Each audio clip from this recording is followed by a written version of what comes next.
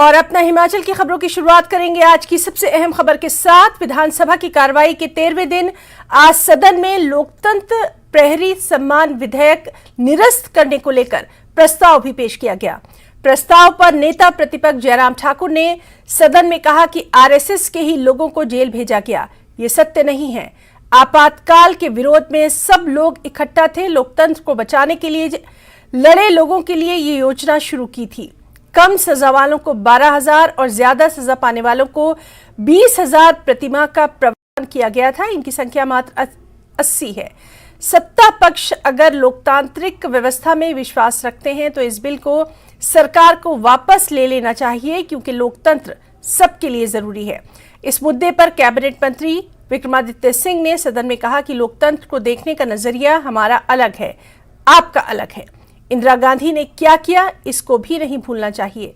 आपातकाल के विरोध में जो आंदोलन किया गया वो राजनीतिक आंदोलन था। उन लोगों ने आजादी की लड़ाई नहीं लड़ी थी, जिस पर भाजपा विधायक सतपाल सत्ती ने सदन में कहा कि आपातकाल के दौरान लोकतंत्र को बचाने की लड़ाई लड़ी गई थी और सरकार का फैसला राजनीति से प्रेरित है। इस मुद्दे पर मंत्री जगत सिंह नेगी ने सवाल पूछते हुए कहा कि लोकतंत्र प्रहरी किसने घोषित किया? अगर इमरजेंसी लागू नहीं की जाती तो लोकतंत्र खत्म हो जाता। जगत सिंह नेगी ने कहा कि जिन लोगों ने लोकतंत्र की हत्या करने की कोशिश की, उन लोगों को ही लोकतंत्र प्रहरी बनाने की कोशिश की जा रही है। जबकि संसदीय कार्य मंत्री हर्षवर्धन चौहान ने चर्चा का उत्तर देते हुए कहा कि इस बिल के माध्यम से विपक्ष के सदस्यों ने अपनी भड़ास निकालने की कोशिश की है। उन्होंने कहा कि भाजपा की पूर्व सरकारों को तो लोकतंत्र प्रहरी याद नहीं आए, लेकिन जब जयराम की सरकार बनी तो उनको प्रहरी याद आए। जब किसी सरकार की लोकप्रियता गिरती है तो उन्होंने इस प्रकार के प्रहरी याद आते हैं।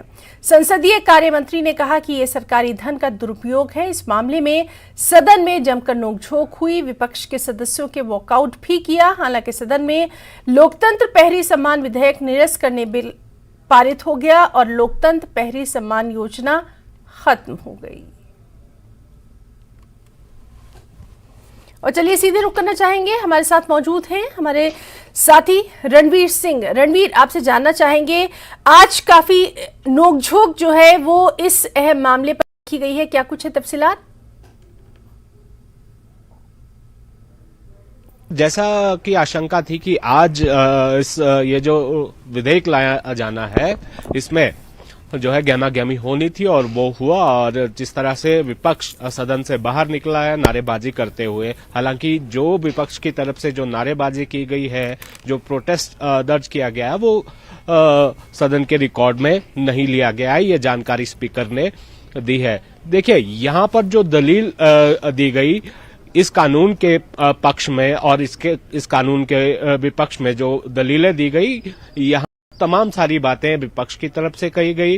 आपने बताया भी दर्शकों को, और यहाँ पर सत्ता पक्ष ने भी इसको कहा। देखिए, जिस कानून का हिस्सा बनाया गया था ये लोकतंत्र प्रहरी सम्मान योजना है, जो 2 खंड जोड़े गए थे, उस दोनों खंडों को जो है वो निरस्त यहाँ पर किया गया है। सत्ता पक्ष का यह कहना था कि केवल अपने लोगों को खुश करने के लिए जो है ये योजना लाई गई थी। जब पूर्व में शांता कुमार 2 बार मुख्यमंत्री रहे, उन्हें भी जो है उस वक्त याद नहीं आई कि ये जो है ये सम्मान योजना शुरू की जानी चाहिए। और प्रेम कुमार धूमल मुख्यमंत्री रहे 2 दफा, उन्होंने भी इस तरह का जिक्र नहीं किया, लेकिन अब जाकर ये यहाँ पर किया गया। और यहाँ पर ये भी दलील जो संसदीय कार्य मंत्री ने हर्षवर्धन चौहान ने दी कि जो रिकॉर्ड है, रिकॉर्ड में सिर्फ 2 लोगों का जिक्र आता है, लेकिन उनमें भी जो है कोई इस तरह से जो है जेल में कोई यातना या प्रताड़ना उनकी नहीं की गई। तो पूरी तरह से ये जो उस वक्त आरएसएस के लोग थे, जनसंघ से जुड़े हुए लोग थे, और बाद में जब भाजपा बनी उनमें जो लोग शामिल हुए, उनको जो है यहाँ पर ये सम्मान योजना 2019 में यहाँ पर शुरू की गई। और जितने लोगों को यहाँ पर ये कहा गया कि जितने लोगों को इस सम्मान योजना के तहत जो राशि दी जाती थी वो जो है वो सरकारी पैसे से दी जाती थी। और इनमें जो सूची गिनवाई गई उसमें अधिकतर करोड़पति लोग हैं, बहुत बड़े लैंडलॉर्ड हैं, और पूर्व में मंत्री रहे हैं, सांसद रहे हैं, विधानसभा के स्पीकर रहे हैं। तो ऐसे में ये जो है बिल्कुल भी सही नहीं है। और ये भी जोड़ा गया इसमें कि स्वतंत्रता सेनानियों के साथ इनको जोड़कर देखा जाना वो बिल्कुल सही नहीं है, इनकी तुलना सही नहीं है। तो इस मुद्दे पर ये शुरू से ही था कि इसमें नोकझोंक होनी थी, इसमें तकरार होनी थी। जो टीका टिप्पणी है वो सदन में सत्ता पक्ष और विपक्ष की तरफ से हुई है। तो कुल मिलाकर अब भारी हंगामे और शोरगुल के बीच इस योजना को खत्म कर दिया गया और जिस कानून का हिस्सा इस योजना को बनाया गया था उसमें जो 2 खंड जोड़े गए थे उन दोनों खंडों को जो है हटा दिया गया है। जी बिल्कुल रणवीर, बहुत बहुत शुक्रिया आपका अदा करना चाहेंगे इस अहम मामले पर जो आपने तमाम तर तफसीली जानकारी दी है। एक और अहम मामले को भी हम अपने दर्शकों के सामने रखेंगे, उस पर भी आपसे हम बातचीत करेंगे। दर्शकों, आपको एक और अहम मामला बता दें कि आज सदन में कांग्रेस विधायक राजेंद्र राणा ने फर्जी डिग्री मामले में ध्यानाकर्षण प्रस्ताव पेश किया। राजेंद्र राणा ने सदन में कहा कि प्रदेश में निजी विश्वविद्यालय में डिग्रियों को लेकर बड़ा फर्जीवाड़ा हो रहा है। छोटे से हिमाचल में 17 निजी विश्वविद्यालय हैं। सोलन में तो एक पंचायत में 3-3 विश्वविद्यालय खुले हैं। मानव भारती विश्वविद्यालय शुरू करने के लिए 2007-8 में भाजपा सरकार के समय अनुमति दी गई थी। उस समय धूमल सरकार के समय विश्वविद्यालय खोलने के लिए 2 बार मामला कैबिनेट में भी आया। मानव भारती विश्वविद्यालय के मालिक राजकुमार राणा की आपराधिक पृष्ठभूमि होने के बावजूद विश्वविद्यालय चलाने की अनुमति आखिर कैसे मिली? जो कोर्स चलाने की अनुमति नहीं थी, उस कोर्स की डिग्रियां भी बेची गई। फर्जी डिग्री लेकर कई लोग नौकरी में लग गए। इस मामले में राजेंद्र राणा ने सीबीआई जांच की सिफारिश और श्वेत पत्र जारी करने की मांग भी की। इस प्रस्ताव के जवाब में शिक्षा मंत्री रोहित ठाकुर ने सदन में कहा कि फर्जी डिग्री मामले से व्यवस्था पर प्रश्न चिन्ह लगा। प्रदेश में अधिकतर निजी विश्वविद्यालय 2008 से 2012 के बीच खुले।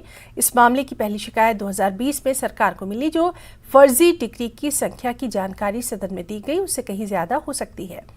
फर्जी डिग्री की संख्या, इस मामले पर 21 के खिलाफ एफआईआर दर्ज हुई है, गिरफ्तारियां हुई हैं। इस विश्वविद्यालय के मालिक राजकुमार राणा की राजस्थान में 194 करोड़ की संपत्ति जब्त की गई है। इंटरपोल की मदद से इसके परिवार को ऑस्ट्रेलिया से भारत लाने के लिए लुकआउट नोटिस भी जारी किया गया। सभी मामले में चार्जशीट हो गई है। इस मामले पर जल्द सप्लीमेंट्री चार्जशीट दायर की जाएगी। मामले में नेता प्रतिपक्ष ने भी कहा कि मामले की जांच तेज होनी चाहिए, दोषियों को जल्द सजा मिलनी चाहिए। और इस अहम मामले पर भी हम सीधे रुक करना चाहेंगे। हमारे साथ लगातार मौजूद हैं हमारे साथी रणवीर सिंह। रणवीर, जिस तरह से फर्जी डिग्री मामले में यहां पर ध्यान आकर्षण प्रस्ताव जो है पेश किया गया, ये मामला इसलिए भी जरूरी हो जाता है कि लगातार हम देख रहे हैं कि इस तरह के मामलों को लेकर सियासत तो गरमाई हुई है, साथ ही साथ बेहद अहम मामला ये माना जा रहा है क्योंकि कहीं ना कहीं इसके जो कॉन्सिक्वेंसेस है वो आगे देखने में आ रहे हैं। इस मामले पर भी आपसे डिटेल्स चाहेंगे। जी हाँ हिना, देखिए जब मामला सामने आया था न्यूज 18 ने ही 2020 की शुरुआत में इस फर्जीवाड़े का खुलासा किया था। न्यूज 18 के पास जो पुख्ता खबर थी उसके मुताबिक जो मानव भारती यूनिवर्सिटी का जिक्र जब आया था 5 से 7 लाख डिग्रियां बेचे जाने का फर्जी तरीके से आरोप था और एक एपीजी यूनिवर्सिटी जिसमें यह बताया गया कि 10 से 15 हजार जो डिग्रियां हैं फर्जी तरीके से बेची गई। उस वक्त जो है काफी हंगामा हुआ था। शुरुआत में उस वक्त सत्ता में भाजपा थी। पहले ये कहा गया कि एक अनोनिमस लेटर जो है यूजीसी की तरफ से आया है, लेकिन जब हंगामा बढ़ा न्यूज 18 की खबर के बाद तब इस पर जो है जांच शुरू हुई। आज तक देखिए इसमें क्या हुआ। यहां पर राजेंद्र राणा ने भी ये कहा अब तक इस मामले में 41,000 से ज्यादा डिग्रियों की जांच हुई, जिसमें 36,000 से ज्यादा डिग्रियां जो है फर्जी इसमें पाई गई। केवल 5 के करीब जो डिग्रियां हैं वो सही पाई गई। यहां पर इनकी दलील ये थी कि यह मामला बहुत बड़ा है, ये एक राज्य तक सीमित नहीं है, देश के अलग अलग राज्यों में ये फर्जी डिग्रियां बेची गई हैं। अगर लाखों में जो डिग्रियां बेची गई हैं इसकी कीमत भी लाखों में है, तो यहां पर दलील ये थी कि ये पूरा मामला जो जाता है ये 20,000 करोड़ से ज्यादा का ये मामला है। और यहां पर सवाल भी ये उठाए गए कि इस संगीन अपराध के मामले में पूर्व सरकार के समय में जब इस मानव भारती यूनिवर्सिटी का जो मालिक है राजकुमार राणा, उसको जब बेल मिली इस मामले में, तो उस वक्त राज्य सरकार की तरफ से कोई हायर कोर्ट में अपील नहीं की गई, इसको लेकर भी सवाल था। जांच का दायरा बहुत बड़ा है, इसमें मनी लॉन्ड्रिंग के भी का जो है मामला बनता है, तो यहां पर यह सिफारिश की गई थी कि या तो ये मामला जो है सीबीआई के पास दिया जाए जांच में। हालांकि राज्य पुलिस ने अच्छा काम किया है, जांच के दौरान 21 लोगों के खिलाफ एफआईआर दर्ज की, 21 लोगों को पकड़ा भी है और उनके खिलाफ चार्जशीट दायर की है, एक सप्लीमेंट्री चार्जशीट और इसमें अभी जल्द इसमें दायर की जाएगी। तो कुल मिलाकर कहने का यह मतलब था कि इस छोटे से हिमाचल में एक सोलन में इतनी यूनिवर्सिटियां खोलना, जब एस्टेब्लिशमेंट हुआ था वहीं से ये खेल शुरू हो गया था। इसकी तय तक जांच होनी चाहिए, सीबीआई इसकी जांच कर सकती है और ईडी को भी जो है इसकी जांच करनी चाहिए। तो यहां पर सदन में शिक्षा मंत्री की तरफ से जवाब ये दिया गया है कि ईडी भी इस मामले की जांच कर रही है। जो 194 करोड़ की संपत्ति मानव भारती यूनिवर्सिटी के मालिक की जब्त की गई है, उसमें बहुत सारी संपत्तियां हिमाचल में भी है। पौंटा साहिब का जिक्र किया, सोलन में जिक्र किया। तो कुल मिलाकर यहां पर ये जो 2-3 मुख्य बिंदु यहां पर राजेंद्र राणा ने ये कहा कि हिमाचल की छवि इससे धूमिल हुई है। बहुत सारे लोग फर्जी डिग्री कर नौकरियां प्राप्त कर चुके हैं, जो योग्य व्यक्ति थे वो पिछड़ गए हैं। तो इस मामले की जांच एक तो सीबीआई से होनी चाहिए क्योंकि बहुत बड़ा ये मामला है, और मनी लॉन्ड्रिंग एक्ट के तहत जो पैसा इसमें इस्तेमाल किया गया है और उसकी भी जांच जो है ईडी की तरफ से होनी चाहिए और इस पर श्वेत पत्र यहां पर जारी किया जाए। लेकिन जो दूसरी यूनिवर्सिटी इसमें शामिल थी, एपीजी यूनिवर्सिटी, उसको लेकर सदन में शिक्षा मंत्री की तरफ से यही कहा कि उस मामले की भी जांच यहां पर जारी है। तो कुल मिलाकर इस पर भी हंगामा मचा। इसके साथ जो नियम 62 के तहत जो ध्यानाकर्षण प्रस्ताव लाया गया था, जो मंडी में जो पूर्व सरकार के समय विश्वविद्यालय खोला गया है, सरदार पटेल विश्वविद्यालय, वहां पर यह कहा गया कि नियमों को ताक पर रखकर शिक्षकों की भर्ती की गई।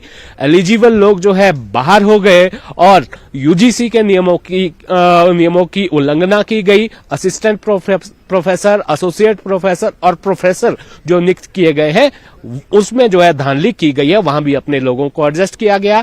ये अनियमितताओं का जो मामला है, ये केवल एक सरदार पटेल यूनिवर्सिटी तक ही सीमित नहीं है, बल्कि ये सीयू में भी ऐसा ही हुआ है, हिमाचल प्रदेश यूनिवर्सिटी में भी ऐसा ही। तमाम तर तफसीलात दी हैं, उसके लिए आपका बहुत बहुत शुक्रिया अदा करना चाहेंगे। एक और मामला है जो हम अपने दर्शकों को बताना चाहेंगे और उस पर भी आपसे डिटेल्स लेंगे। वो मामला है सदन में कालका शिमला 4 लेन के ताल्लुक से, जहां निर्मित कंगड़ा घाट सुरंग के मामले में भाजपा विधायक सतपाल सत्ती ने नियम 62 के तहत ध्यानाकर्षण प्रस्ताव लाया। यह ध्यानाकर्षण प्रस्ताव सुरंग की अलाइनमेंट परिवर्तित करने से लागत में वृद्धि और देरी होने को लेकर लाया गया। सतपाल सत्ती ने प्रस्ताव पर सदन में कहा कि टनल का निर्माण 90% पूरा हो चुका है। अब कहा गया कि टनल में पानी का टैंक आ गया है, इसके लिए कौन जिम्मेदार है?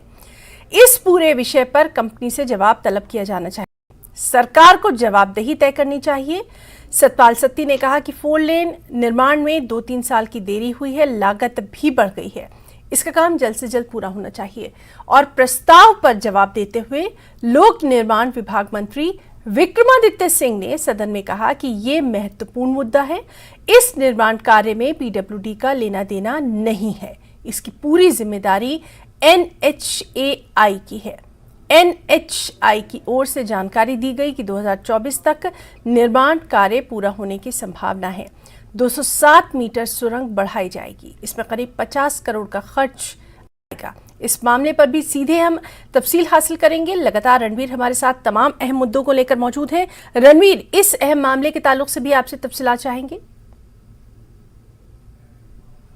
देखिए, जो भाजपा विधायक सतपाल सिंह सत्ती ने ये जो ध्यानाकर्षण प्रस्ताव लाया था, उन्होंने साफ तौर पर, स्पष्ट तौर पर यह कहा कि जब किसी प्रोजेक्ट की डीपीआर तैयार की जाती है, सर्वे इन्वेस्टिगेशन जब होता है, तो क्या इन चीजों का ख्याल नहीं रखा जाता, या फिर ये सर्वे जो है ज्यादातर दफ्तरों में बैठकर किए जाते हैं? तो ये कैसे संभव है कि आपने करोड़ों रुपए खर्च करके इसकी डीपीआर तैयार की इस टनल की डीपीआर तैयार की और अब जब इसका निर्माण कार्य आपने 90% पूरा कर लिया, तब आपको पता चल रहा है कि इस टनल के बीच में तो एक पानी का टैंक आ रहा है, वो जो है जल शक्ति विभाग का है। तो अब ऐसे में ये क्या किया जाना है, तो इसकी अलाइनमेंट जो है वो परिवर्तित की जानी है। कुल 207 मीटर और जो है टनल अब बढ़ाई जाएगी। तो इस पर जो जवाब आया, ये जानकारी दी गई कि एनएचआई की तरफ से राज्य सरकार को यह बताया गया कि इस पर भी 50 करोड़ रुपए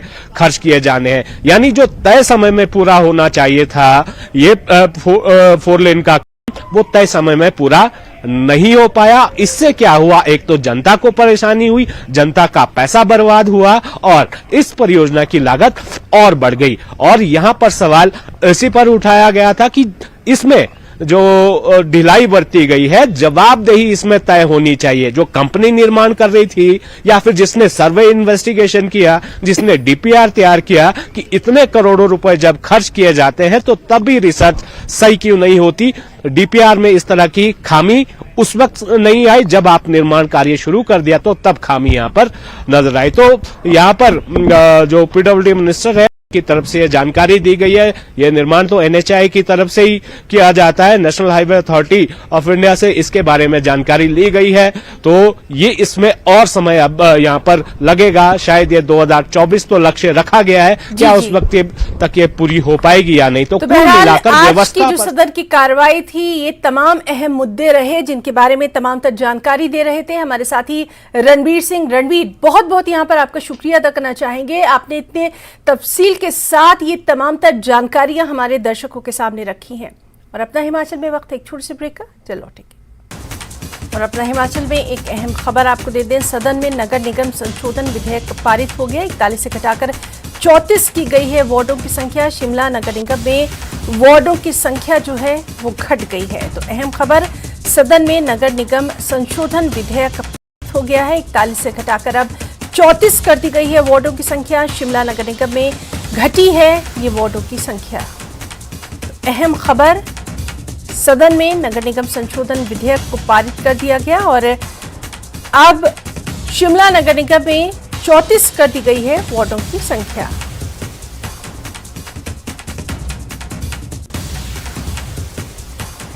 और एक और अहम खबर आपको दे दें, विधानसभा के बजट सत्र का आज 13वां दिन रहा। सदन में लंपी वायरस का मुद्दा भी उठा। कसौली से विधायक विनोद सुल्तानपुरी ने इस मुद्दे को उठाया। लंपी वायरस के दौरान समय पर इलाज नहीं मिला, पशुधन की मौत पर उन्होंने मुआवजे की मांग की है। पशुपालन मंत्री चंद्र कुमार ने सदन में इस बात का आश्वासन दिया है कि नियमों के तहत मुआवजा दिया जाएगा। केंद्र ने बीमारी को आपदा घोषित नहीं किया है, ये भी कहा पशुपालन मंत्री चंद्र कुमार ने। तो आज सदन में लंपी वायरस का मामला भी उठा। कसौली से विधायक विनोद सुल्तानपुरी ने ये मामला उठाया और उन्होंने ये कहा कि लंपी वायरस के दौरान वक्त पर चूंकि इलाज नहीं मिला था, इसलिए पशुधन की मौत पर मुआवजे की उन्होंने मांग की है। इसी पर जवाब देते हुए पशुपालन मंत्री चंद्र कुमार ने सदन में आश्वासन दिया कि नियमों के तहत मुआवजा जो है वो दिया जाएगा। साथ ही उन्होंने ये भी कहा कि केंद्र ने बीमारी को आपदा घोषित नहीं किया है।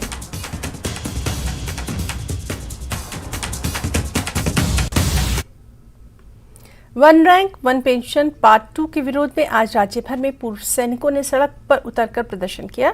सैनिकों ने हर जगह प्रदर्शन और नारेबाजी के बाद डीसी से मिलकर अपना विरोध का ज्ञापन भी सौंपा। पूर्व सैनिकों का आरोप है कि वन रैंक वन पेंशन में कई तरह की खामियां हैं। इससे रिटायर्ड ऑफिसर्स को बहुत ज्यादा फायदा हुआ है, लेकिन पूर्व सैनिकों के साथ धोखा हुआ है। ऑफिसर्स से लेकर जवानों तक के में बहुत ज्यादा का फर्क है। एक अधिकारी अगर दिव्यांग हो जाता है तो उसके लिए 2,41,000 की पेंशन है, लेकिन वहीं एक जवान अगर दिव्यांग हो जाए तो उसके लिए सिर्फ 15,000 रुपए की पेंशन की व्यवस्था है। अफसरों और जवानों की विधवाओं को मिलने वाली पेंशन में भी समानता नहीं है। पूर्व सैनिकों ने चेतावनी दी है कि अगर उनकी मांगें नहीं मानी गई तो 6 अगस्त से दिल्ली के रामलीला मैदान में देश भर के करीब 6 लाख पूर्व सैनिक प्रदर्शन करेंगे।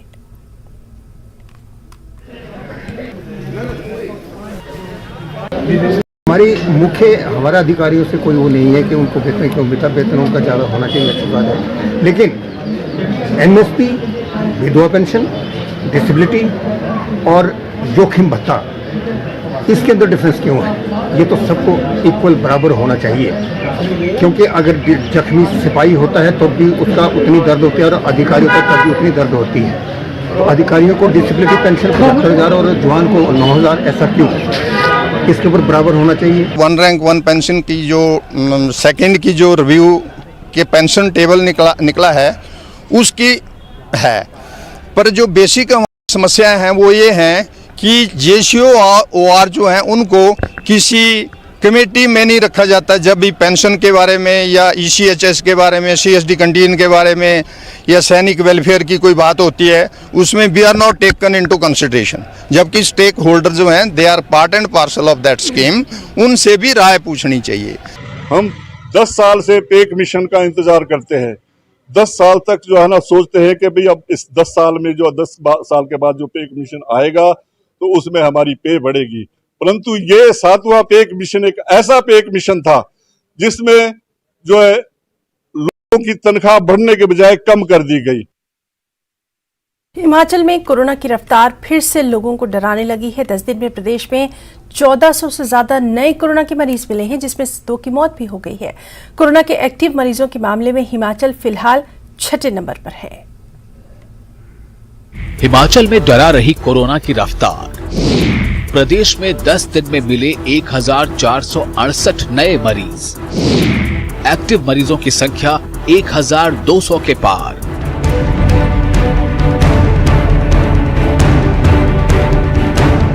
हिमाचल के हर कोने में फिर से कोरोना का खौफ फैलने लगा है। मरीजों की संख्या तेजी से बढ़ रही है। संक्रमण से मौत भी होने लगी है। जांच में 100 में से हर 8वें शख्स की रिपोर्ट पॉजिटिव आ रही है। 10 दिनों के आंकड़ों से कोरोना की रफ्तार समझिए। 24 मार्च को प्रदेश में कुल 354 एक्टिव केसेस थे और 2 अप्रैल तक एक्टिव केस की संख्या बढ़कर 1218 हो गई। 10 दिनों में 1468 नए मरीज मिले, जिनमें 2 की मौत हो गई। अब ये देखिए कि 10 दिनों में किस तेजी से मरीजों की संख्या बढ़ी। 24 मार्च को 1448 लोगों की जांच में 100 नए मरीज मिले। 25 मार्च को 1284 लोगों की जांच में 77 नए मरीज मिले। 26 मार्च को 312 लोगों की जांच हुई, जिनमें 15 नए मरीज मिले। 27 मार्च को 1319 लोगों की जांच हुई तो 126 पॉजिटिव केस मिले।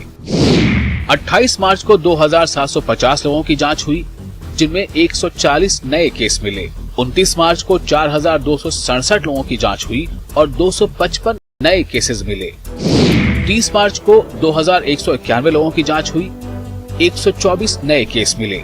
31 मार्च को 3347 लोगों की जांच हुई, 183 पॉजिटिव मिले। 1 अप्रैल को सबसे ज्यादा 5249 लोगों की जांच हुई तो सबसे ज्यादा 354 नए मरीज मिल गए। 2 अप्रैल को सिर्फ 1383 लोगों की जांच हुई तो भी 94 मरीज मिले। औसतन 100 लोगों की जांच में 8 लोग कोरोना पॉजिटिव मिल रहे हैं।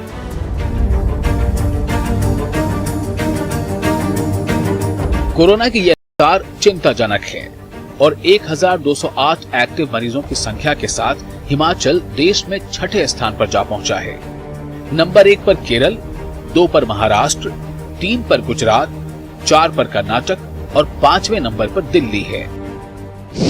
हिमाचल में सबसे ज्यादा एक्टिव मरीजों की बात करें तो कांगड़ा में 251, मंडी में 239, शिमला में 167 और हमीरपुर में 162 एक्टिव मरीज हैं। सरकार हर हालात से निपटने को तैयार है, लेकिन संक्रमण से बढ़ती रफ्तार से हर किसी को सावधान रहने और एहतियात बरतने की जरूरत है। हमारी आपसे यही अपील है कि कोरोना को लेकर पहले से बनाए गए गाइडलाइंस का पालन करें, मास्क का इस्तेमाल करें, भीड़ भाड़ वाली जगहों पर जाने से बचें और लक्षण दिखते ही टेस्ट कराएं। राजेंद्र शर्मा, न्यूज़ 18 शिमला।